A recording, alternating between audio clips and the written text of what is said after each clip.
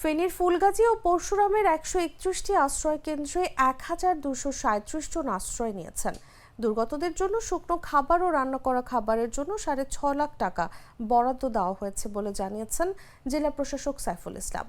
জেলা প্রশাসন সূত্র জানায়, ফুলগাজীতে ৩২টি মাধ্যমিক বিদ্যালয় ও ৬৭টি প্রাথমিক বিদ্যালয় এবং পরশুরামে ৩২টি শিক্ষা প্রতিষ্ঠানকে আশ্রয় কেন্দ্র করা হয়েছে। ইতিমধ্যে আশ্রয় কেন্দ্রে ২৭৯টি পরিবারের ১,২৩৭ জন আশ্রয় নিয়েছেন। এর মধ্যে পুরুষ ৫৪৫ জন, নারী ৫২৯ জন, শিশু ১৬৩ জন। এছাড়া আশ্রয় কেন্দ্রে ২০৫টি গবাদি পশু আনা হয়েছে। জেলা প্রশাসনের তথ্য মতে বন্যার কবলে পড়েছে জেলার ১১,৫০০ মানুষ। এদিকে আশ্রয় কেন্দ্রগুলোতে শুকনো খাবার, রান্না করা খাবার ও বিশুদ্ধ পানি নিশ্চিতে প্রয়োজনীয় ব্যবস্থা নেওয়া হয়েছে।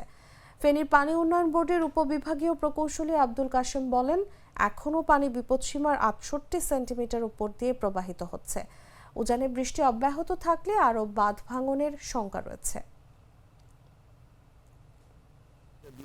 পানি উঠে গেছে, রাস্তা ডুবে গেছে। আমরা নতুন মুন্সিয়াট আসি, ওই বাজারের জন্য যেটা দিছে এখানে আমরা বসবাস করতেছি উজিলা।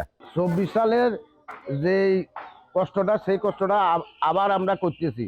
মানে উঠোনে পানি উঠছে, রাতে ঘরের ভিতরে পানি ঢুকছে। এরপরে দুটা বাচ্চা আছে, ওই দুটা বাচ্চা নিয়ে এখন কষ্টে আছি। গত বছরও এরকম করছে, মানে এই বছরও এই অবস্থা যাতে আছে। তার ব্রিজের মাঝখানে আসলাম, পানির অবস্থা দেখে আমরা জীবনটা ভারী চলিয়েছি। ফার্স্টে মারবার করে ঘরেতে পানি উঠে, আশেপাশে যত বাড়ি ঘর আছে সবাই আস্তে আস্তে করে যে জায়গাতে পারে অস্তিত্ব করে। বাচ্চা টাচ্চার সমস্যা আছে, ছোট বাচ্চা আছে, মাঝের বাচ্চাগুলো সবকিছু বাচ্চাতে কষ্ট আছে। বউ মেয়েরা বাথরুম বা এখানে থাকতে পারে না কোনো।